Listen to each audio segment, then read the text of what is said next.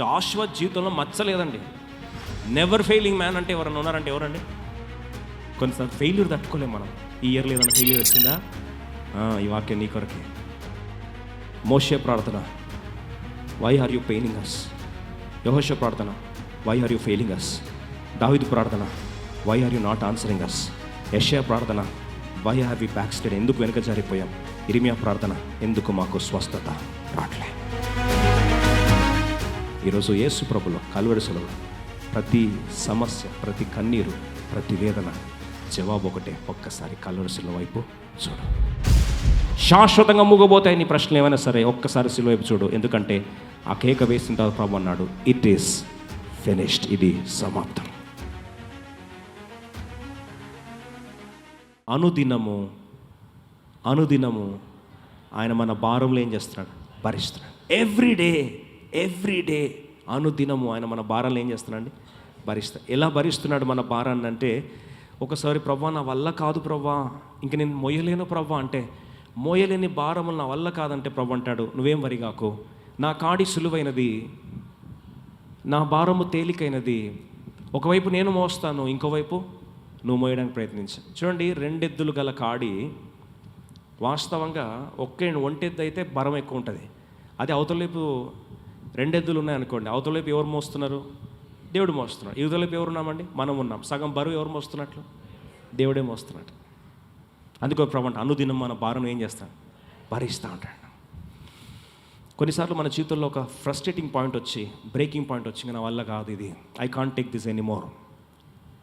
చాలాసార్లు మనం కూడా అర్థం కానప్పుడు భారం ఎక్కువయ్యేసరికి మనం కూడా ఇట్లాంటి ప్రార్థన చేస్తాం. ఏమని తెలుసా అండి? Why Lord why? బాబా ఈ 364 రోజులు ఎన్నిసార్లు వై అని అడిగాం? ఎందుకు దేవా? ఒక 5 మనుషులను మీకు జ్ఞాపకం చేస్తా. ఎందుకు ప్రభువా, నాకే ఎందుకు అన్నామా? ఇప్పుడు ఎత్తర్లేండి, ఎత్తకండి కూడా, మనసాక్షి పని చేస్తే చాలు. మోషే ఒక రోజు బాధ ఎక్కువ అయిపోయిందంట. ఆయన బాధ కాదండి, ఇశ్రాయేలు ప్రజలు పడుతున్న బాధ. నిర్గమకాండం 5వ అధ్యాయం చూడండి ఏమంటాడు? 22వ వచనం. 5 మాటలు మీకు జ్ఞాపకం చేసి ముగిస్తున్నాను. బహుశా 5 ప్రాంతాల్లో నీవు కూడా ఎప్పుడన్నా అన్నావా?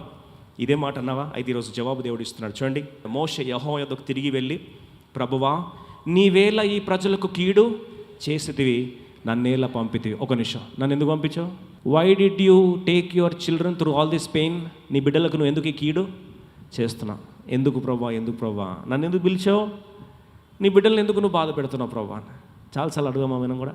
Why Lord, why have you brought trouble to your children? నీ బిడ్డలకు ఎందుకు బాధ పెట్టావు? నీ బిడ్డలకు ఎందుకు కన్నీరు గార్పించావు? కొన్నిసార్లు ప్రార్థన మనలో వస్తే, ప్రార్థన చేసినప్పుడు దేవుడు జవాబు ఇస్తాడు. 99 చాలామందికి జవాబు ఇస్తా వచ్చాం. కొంతమందికి జవాబు రాకపోయేసరికి నేను కూడా కొన్నిసార్లు అడిగాను, ఎందుకు ప్రభా నీ బిడ్డలకు ప్రార్థన చేస్తూ ఉంటే నువ్వు జవాబు ఎందుకు ఇవ్వట్లేదు నాయన అని. అప్పుడు ప్రభు నాకు జ్ఞాపకం చేస్తాడు, నీ ప్రార్థన కూడా మొత్తం మోషేకి జిరాక్స్ కొడుతున్నాను అని. నేను ఎప్పుడు కొట్టాను ప్రభు అంటే, మోషే కూడా ఎందుకు నాయనా నీ బిడ్డలకు గాయం తీసుకొచ్చావు? ఎందుకు ప్రభు నీ బిడ్డలకు కీడు తీసుకొచ్చావు? నన్ను ఎందుకు పిలుచుకున్నావు? Why did you call me అని అంటే, ప్రభు ఏం చేయాలి? నా చిత్తంలోకి ఏం చేయాలి? తలవంచు. చాలాసార్లు మనం అడిగాము ఈ మాట, ప్రభు ఎందుకు నన్ను పిలుచుకున్నావు? ఎందుకు ఈ భారమైన సేవ నాకు అప్పగించావు? ఎందుకు నీ మందిరం రమ్మని నన్ను పిలుచుకున్నావు? నీ ఆ బాధ్యత ఎందుకు అప్పగించావు? సరే, నా కుటుంబాన్ని ఎందుకు నా చేతిలో పెట్టావు? ఇప్పుడు నా భారం నేను భరించలేనంటే ప్రభు అంటాడు, అనుదినము భారం నువ్వు కాదు భరించేది, నేను భరిస్తున్నాను. అనుదినము మన భారం ఎవరు భరిస్తున్నారండి? దేవుడు భరిస్తున్నాడు. కొద్ది ముందుకు పోతే ఒకరోజు ఫెయిల్యూర్ వచ్చిందంట. మనకు కూడా ఏదైనా ఫెయిల్యూర్ వస్తే, జరిగితే ఆయి పట్టణం విషయంలో వారు వెళ్ళారు, అమోరీయుల చేతులు ఏమారండి? ఓడిపోయారంట. వెంటనే జాషువా వచ్చాడు. జాషువా జీవితంలో మచ్చలేదండి. నెవర్ ఫెయిలింగ్ మ్యాన్ అంటే ఎవరన్నా ఉన్నారంటే ఎవరండి? ఆయన లైఫ్లో ఫెయిల్యూర్ అంటే తెలియదు. కొంతమంది లైఫ్లో అట్లే ఉంటుంది, అసలు ఫెయిల్యూర్ అంటే కూడా తెలియదు. ఒక్కసారి ఫెయిల్యూర్ దొరికితే మళ్ళీ వాళ్ళని బయటకు తీసుకురాలేము. డైలీ ఫెయిల్ అయ్యేటోడు దుబ్బుకుని పోతాడు.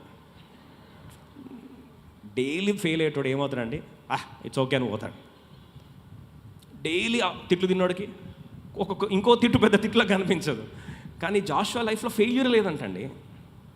ఫెయిల్ అయ్యేసరికి ఎలా ఉంటుందండి ఊహించుకోండి. యెహోషువ గ్రంథం 7వ అధ్యాయం 7వ వచనం. 7 క్విక్లీ. యెహోషువ గ్రంథం 7:7. ఎంత ఏడుస్తూ, బోర్మని ఏడుస్తూ, ఎట్లా బట్టలు చింపుకొని ఏడుస్తున్నట్టండి. ఇట్లా చేస్తాం మనం కూడా కొన్నిసార్లు ఫెయిల్యూర్ తట్టుకోలేము మనం. ఈ ఇయర్లో ఏదైనా ఫెయిల్యూర్ వచ్చిందా? ఈ వాక్యం నీ కొరకే. జాషువా బ్యాచ్ మనం అంతా. Joshua 7:7 all of us together. అందరం కలిసి, అయ్యో ప్రభువా యెహోవా, మమ్ము నశింపజేయనట్లు అమోరీయుల చేతికి మమ్మను అప్పగించుటకు ఈ జనులను ఈ యోర్దాను నీవెందుకు దాటించితివి? మేము యోర్దాను అవతల నివసించుట మేలు. అబ్బాబ్బాబ్బా, మనం కూడా ఇదే పేరు. ప్రభా ఎందుకు పిలుచుకున్నావు ప్రభా? ఒంటరిగా నేను ఓడిపోయినా పర్లేదు, కానీ అందరితో కలిసి ఓడిపోమంటే ఎట్లా ప్రభా?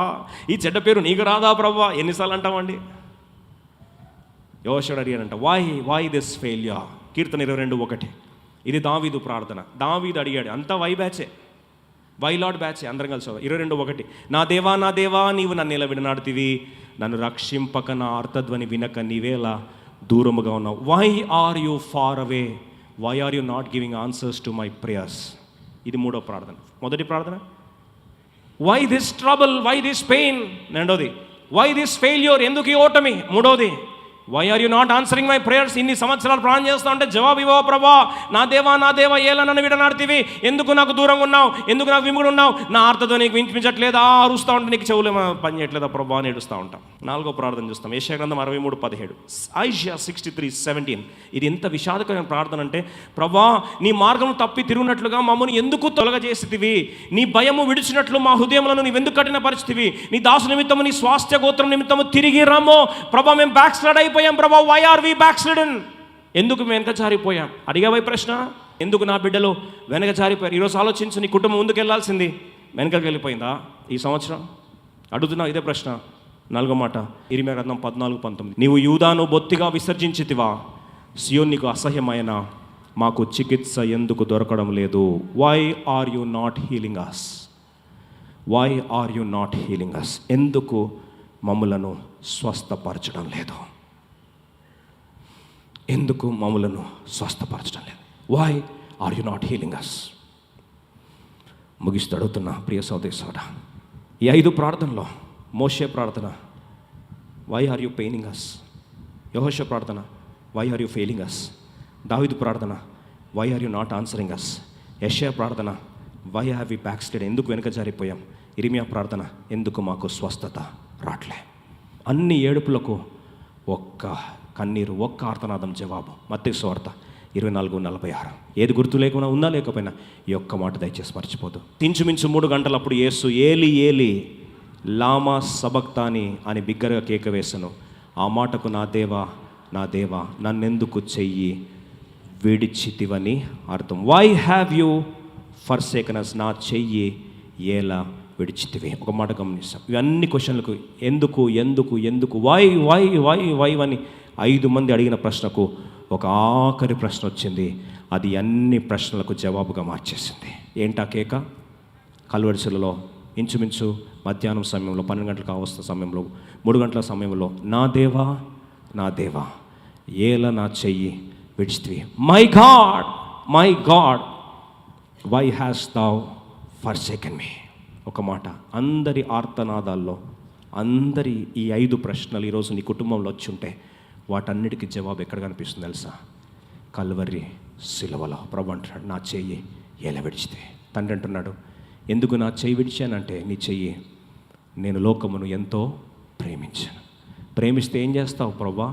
ప్రేమిస్తే తన సొంత కుమారుని ఏం చేస్తాను? అర్పిస్తాను. నేను ప్రేమిస్తే నీకు ఇస్తారు. ముగిస్తున్నా, నీ నిజంగా నీ మీద ప్రేమలలో, if truly people love you, they will give. ప్రేమిస్తే సమయం ఇస్తావు, ప్రేమిస్తే ఎమోషన్స్ ఇస్తావు, ప్రేమిస్తే నీ విలువైంది ఇస్తావు, ప్రేమిస్తే నీ జీవితం ఇస్తావు, ప్రేమిస్తే ఒక మాటలో నీకేది ప్రశస్తం అనుకుంటావు దాన్ని ఏం చేస్తావు? ఇచ్చేస్తావు. అందరికంటే అమూల్యమైన వాడు యేసుక్రీస్తు వారు, తన కుమారుడు తండ్రి అయిన దేవునికి ఎంతో ఇష్టం. నేను ప్రేమించాను రుజువు ఏంటంటే, ఆ తండ్రి అన్నాడు, ప్రేమించాను కాబట్టి ఇచ్చేస్తున్నట్టు అర్థమేం తెలుసా?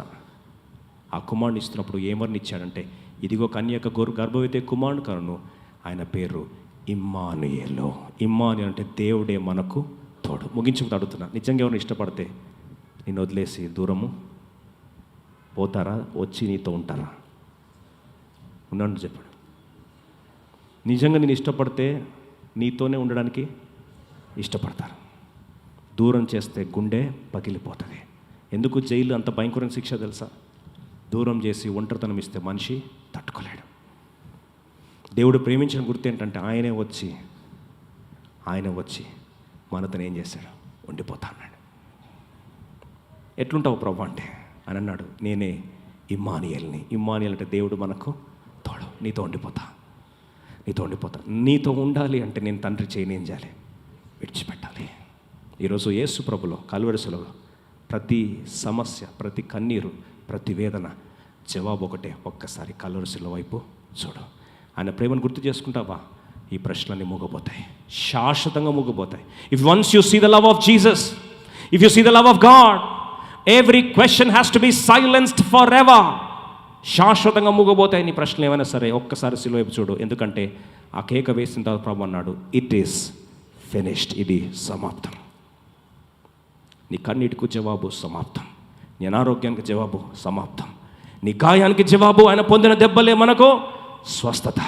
నీ ఒంటరితనానికి జవాబు ఇమ్మానుయేల్ దేవుడుగా ఆయనే వచ్చి నీకు ఏముండాలని ఆశపడుతున్నాడు, తోడు ఉండాలి. అనుకో ప్రభు అన్నాడు, మిమ్మల్ని అనాథలుగా నేను విడిచిపెట్టను, నేను మీ వద్దకు వచ్చి మీతో ఉంటాను. ఎలా ఉంటావు ప్రభు? తండ్రి నా నామం పేట పంపబోవు ఆత్మ, పరిశుద్ధాత్మను మీకు ఇచ్చి వెళ్తాను. ఆయన ఎవరంటే ఆదరణకర్త. ఆయన ఎవరంటే నిన్ను ఓదార్చేవాడు. ఆయన ఎవరంటే ఏ మార్గంలో నడవాలో నీకేం చేస్తాడు? బోధిస్తాడు. ఒక్క మాటలో నిన్ను వీడువాడు, ఎడపాయడు. ముద్రిస్తున్నాని సీల్ చేశాడు. నువ్వెప్పుడు ఒంటరివాడే కాదు. ఒకవేళ బహుశా ఒంటరితనంతో వచ్చామో, గాయంతో వచ్చామో, వేదంతో వచ్చామో, నీతో పాటు ఎప్పుడు ఒక వ్యక్తి పరిశుద్ధాత్మ నీతో ఉన్నాడు. నీలో ఉన్నవాడు లోకంలోనికంటే గొప్పవాడు.